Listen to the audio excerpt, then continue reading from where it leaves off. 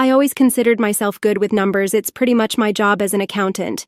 But when I looked at my bank statement that morning, something didn't add up. A $5,000 withdrawal I knew I hadn't made stood out, mocking the spreadsheets and budgets I prided myself on keeping so meticulously. I'm Skylar, and up until then, I thought I had everything in my life organized. Sure, living with my in-laws wasn't ideal, but Caleb and I had agreed it would only be temporary, just a few months while they got back on their feet. That was 8 months ago. I double-checked the transaction on my phone, my hands trembling slightly. The withdrawal had been made in person at our local branch yesterday afternoon during the 4-hour budget meeting I had been stuck in at work. Caleb? I called, trying to keep my voice steady. No answer, of course. He had already left for work, probably passing his mother in the kitchen on his way out. Evelyn spent most of her days at the kitchen table planning social events and making endless phone calls. As if on cue, I heard her voice float up the stairs. "Skylar, darling, could you bring me my reading glasses when you come down? I think I left them in the guest room." The guest room. Right, the space that used to be my home office before they moved in. I took a deep breath, grabbed her glasses, and headed downstairs, the crumpled bank statement clenched in my hand. "There you are," Evelyn beamed at me, her hair perfectly styled despite the early hour. "I was just telling Richard about the most wonderful investment opportunity. You know how these things are, you have to act quickly when good fortune comes knocking." I froze, halfway through handing her the glasses. Richard, my father-in-law, suddenly found his coffee cup very interesting. "Investment opportunity?" I repeated slowly, the crumpled paper in my hand suddenly feeling heavier than it should. "Oh yes, dear. Caleb mentioned that you two were doing so well financially, and since we're family," she waved her hand dismissively, "don't worry your pretty little head about it. Caleb handled everything yesterday." I could feel the room start to spin. Caleb had given his parents access to our joint account, the account where I deposited my entire salary every month, the one we'd been using to save for a house without even consulting me. "I need to make a phone call," I managed to say, turning away before Evelyn could see the shock on my face. As I climbed the stairs, I could hear her excitedly discussing some charity gala she was planning to host at my house. By the time I reached my phone, my hands were calm. No more shaking. This wasn't just about money anymore. This was a fight. Caleb didn't answer his phone that morning.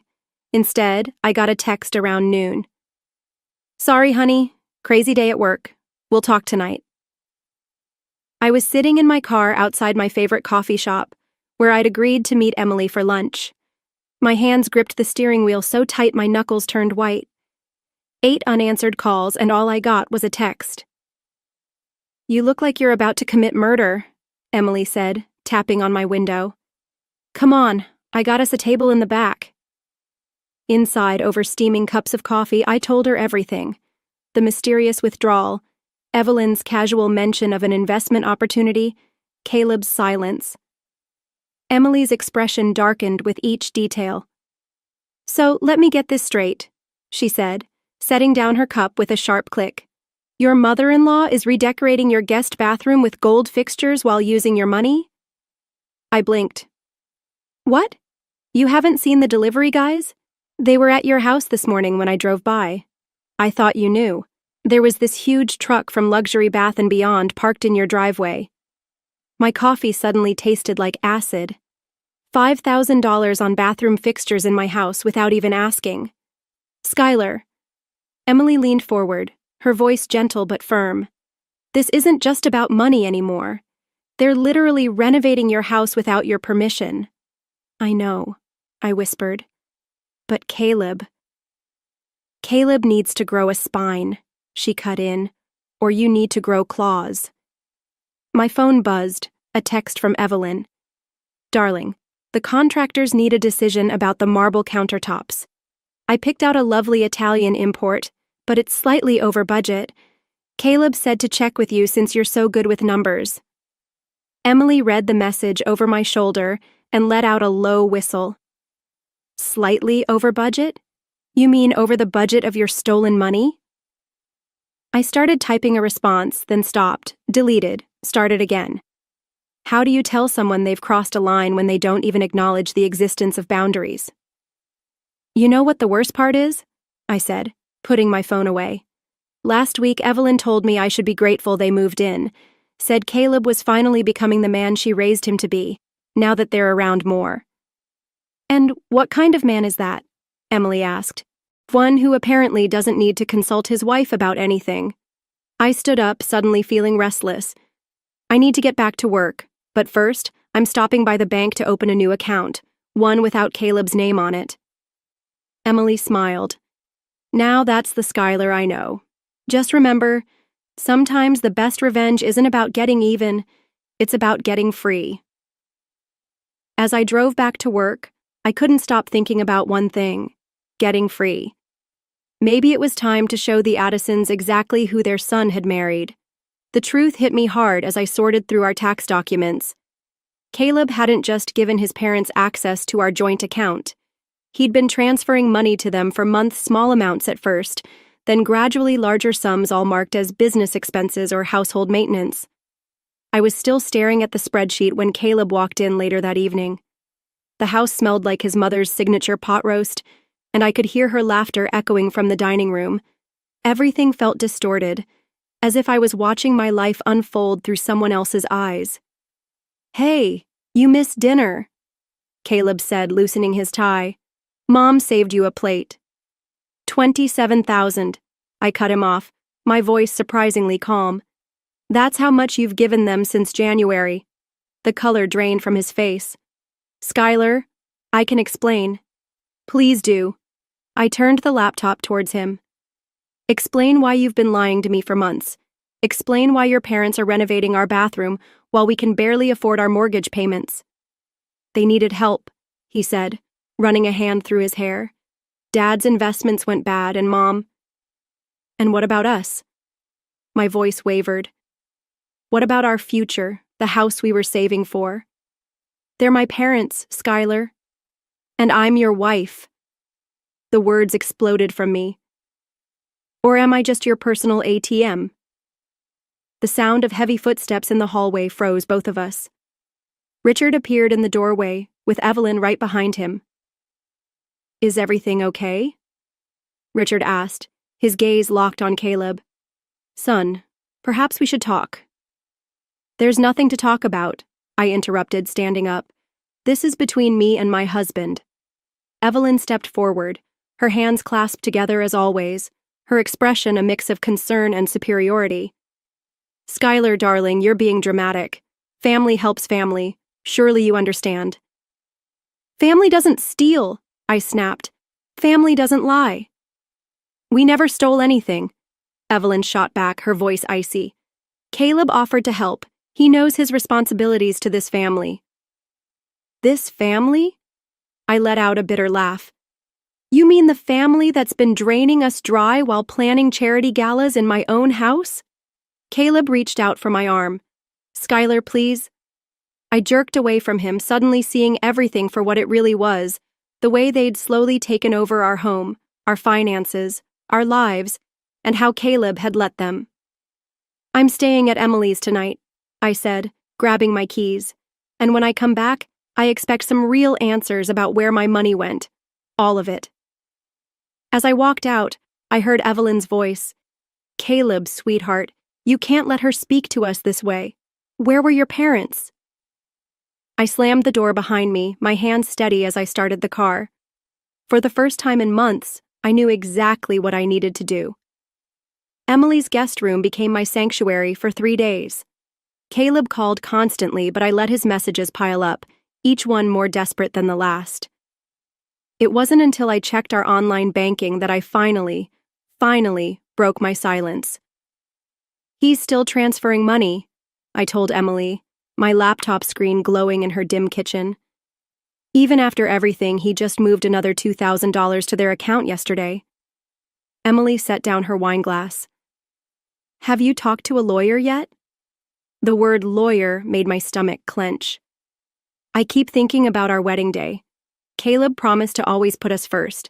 Now, I wonder if he even remembers making that promise." My phone buzzed. Another text from Caleb.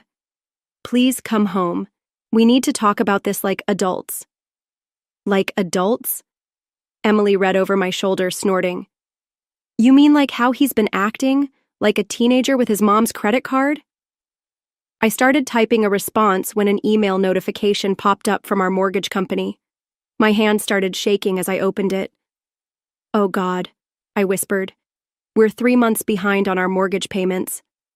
Emily leaned in closer. But you've been making the payments every month. I have. My voice sounded strange, distant. But apparently Caleb's been canceling them and redirecting the money. There's a notice of default. A knock at Emily's front door made us both jump. Through the window, I saw Caleb's car parked outside. I'll get rid of him. Emily started to stand, but I stopped her. No, I said, suddenly calm. I need to handle this. Caleb looked terrible when I opened the door, unshaven, shirt wrinkled. Skylar, please, Mom's beside herself. Dad's talking about moving out. The mortgage, Caleb? My voice was barely a whisper. You've been stealing our mortgage payments. He flinched. Dad's investment group is about to turn things around once they secure this next deal. There is no deal, is there? The realization hit me like a wave. Your father's broke, and you're destroying our life to maintain their lifestyle. They're family, he pleaded. We can't just abandon them.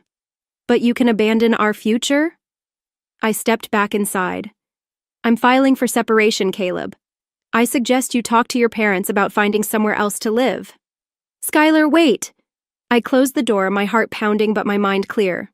Through the window, I watched him stand there for a long moment before finally walking away.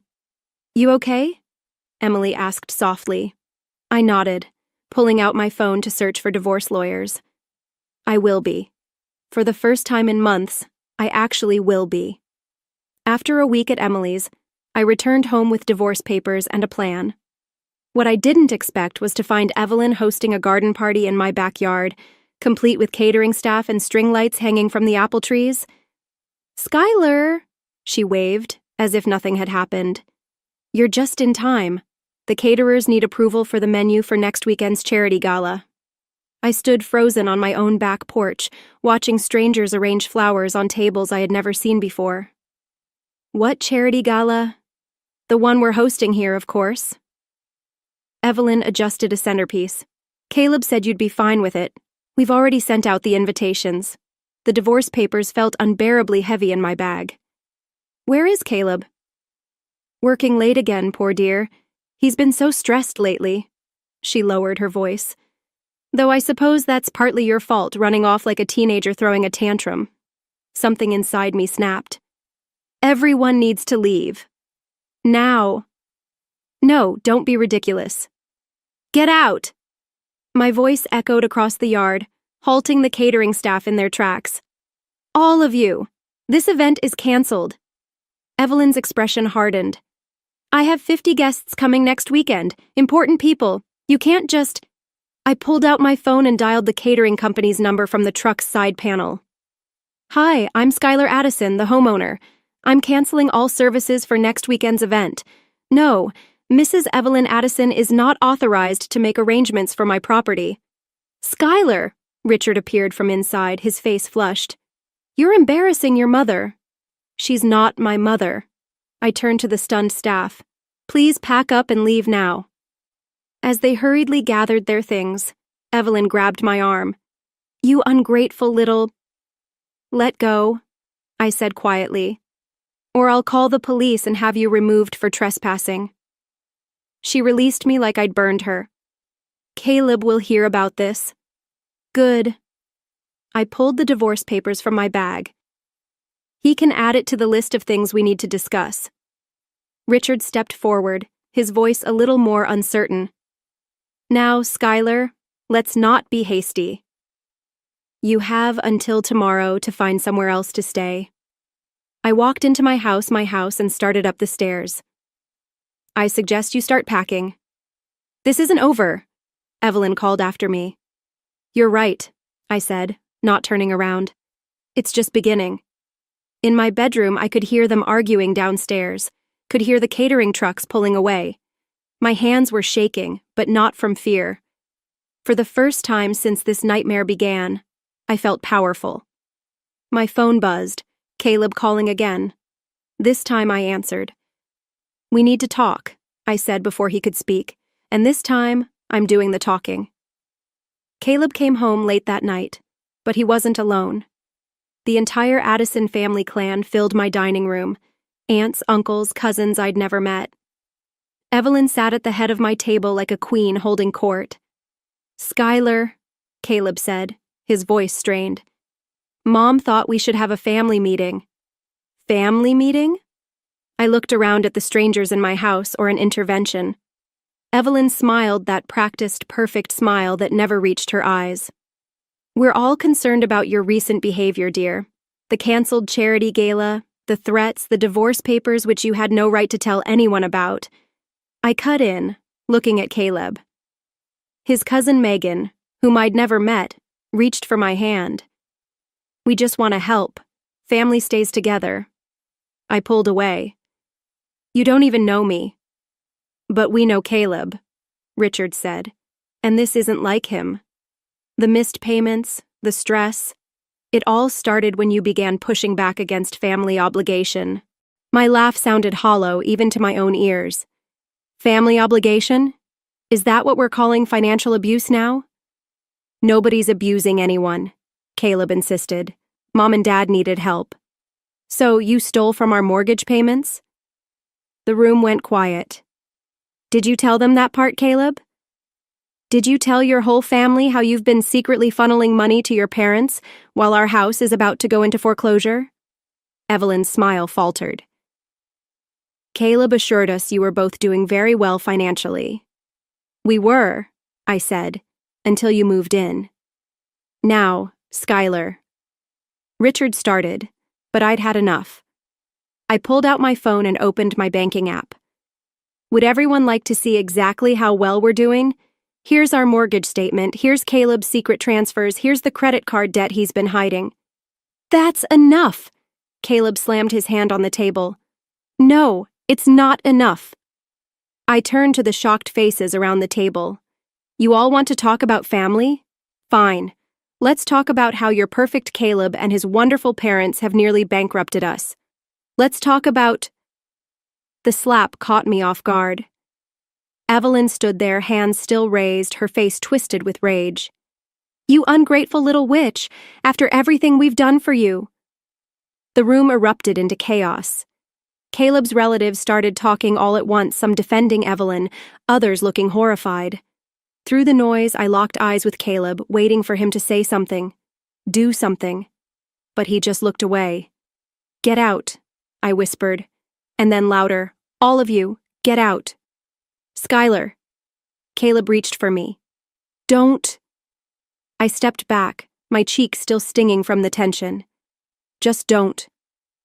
As I walked upstairs, I could hear Evelyn organizing the family, taking control, making plans as if nothing had happened. But this time, something had shifted in me. This time, I was done being passive.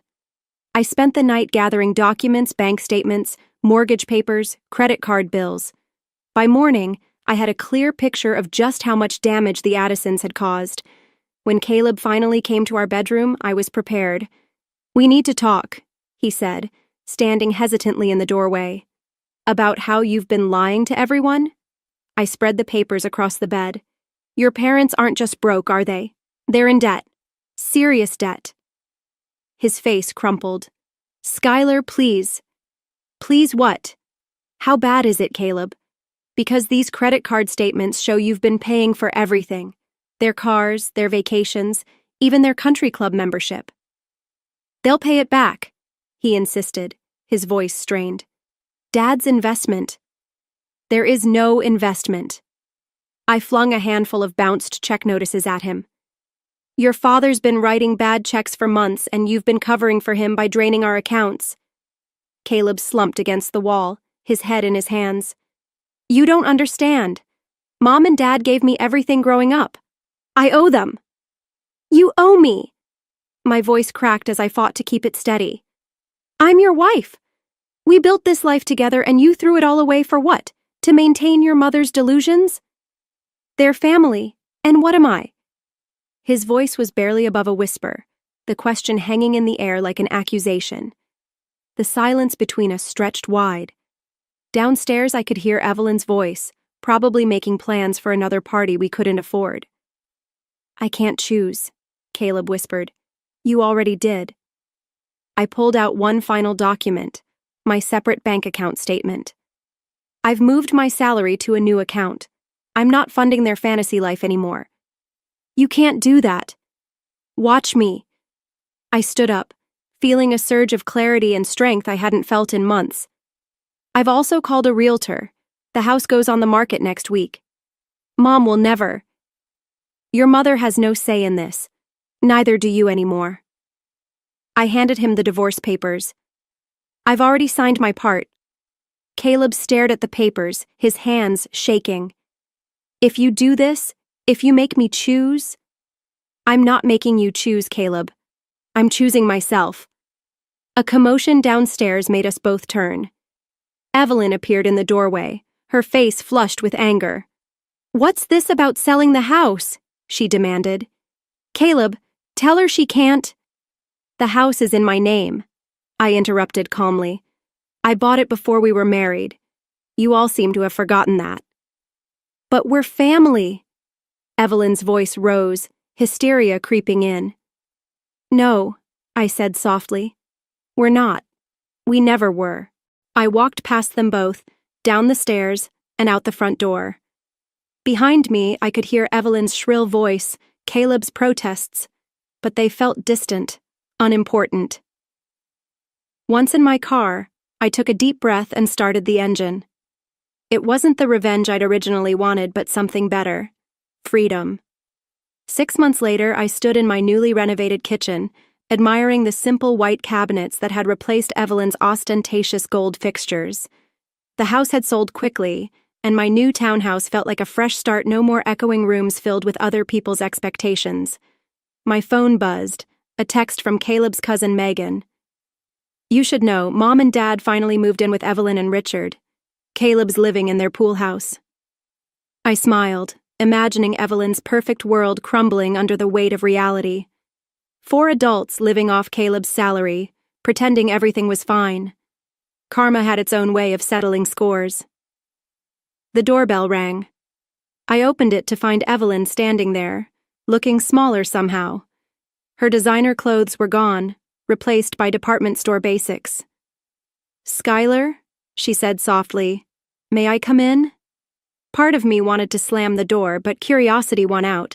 I stepped aside. Nice place, she said, glancing around. Very me. What do you want, Evelyn? She twisted her hands together, a nervous gesture I'd never seen from her before. Caleb's getting counseling for financial codependency. He wanted me to give you this. She handed me an envelope. Inside was a check not for everything they'd taken, but a start. It was supposed to be perfect, Evelyn whispered. My perfect son, his perfect life. I thought if I could just control everything. She trailed off, looking lost. That's the problem, I said. You can't control everything or everyone. I know that now. She reached for her purse. I should go. At the door, she turned back. I'm sorry, Skylar. Not just for the money, for everything.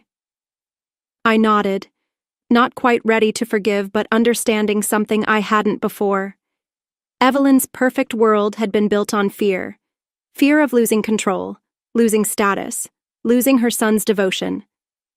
After she left, I sat in my quiet kitchen, staring at the check. 6 months ago, I'd wanted revenge, wanted to make them all feel the pain I had.